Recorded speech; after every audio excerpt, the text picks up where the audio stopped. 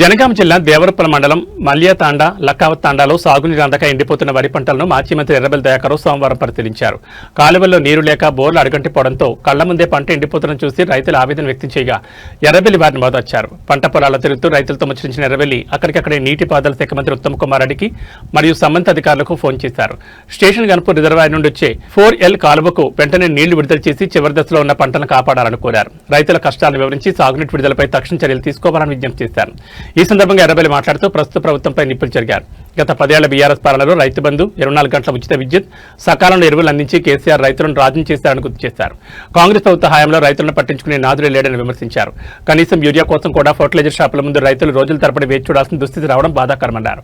ప్రభుత్వం వెంటనే స్పందించి కాలువలకు నీళ్లు వదలాలని, లేని పక్షంలో పంట నష్టపోయిన ప్రతి రైతుకు ఎకరాకు 30,000 చొప్పున నష్టపరిహారం చెల్లించాలని ఎర్రబెల్లి దయాకర్ డిమాండ్ చేశారు. ఈ పర్యటనలో స్థానిక రైతులు రామ్దాన్, యాకు, సోమ్ల, పుల్యాలతో పాటు దేవరపల్లి మండల బీఆర్ఎస్ నాయకులు మరియు కార్యకర్తలు పెద్ద సంఖ్యలో పాల్గొన్నారు.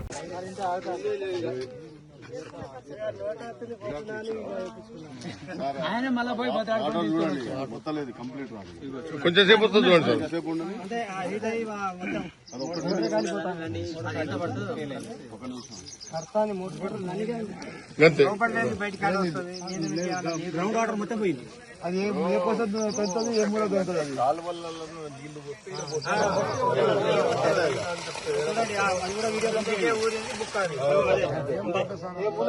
దానికైతే ఎవరు ఆఫ్ చేయలేదు కదా, మండలం మొత్తం ధర్మాపురంకి మల్యతండకి వెళ్ళి మొత్తం ఎండిపోయినాయి.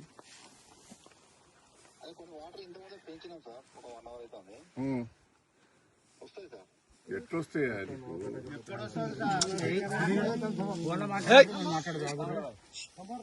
పెంచాలి. ఈ 2-3 రోజులలో రాకపోతే మొత్తం 100 ఎకరాలు ఎండిపోతుంది. ఈ 2-3 రోజులలో రాకపోతే 100 ఎకరాలు ఎండిపోతుంది సార్.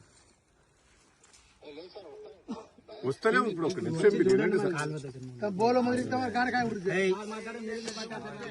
కాలువ దగ్గరనే ఉన్నా సుక్క నీళ్ళు లేవు కాలువలో, నీళ్లు లేవు.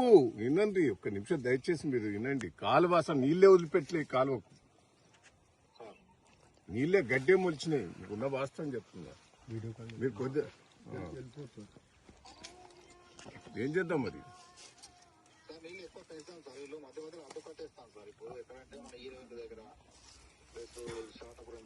అయ్యి అన్ని కామన్ గా సార్. ఎప్పుడైనా ఏ ఊరోడా ఊరోళ్ళు రావాలని చూసుకుంటారు. మనం కోఆర్డినేషన్ చేయాలి.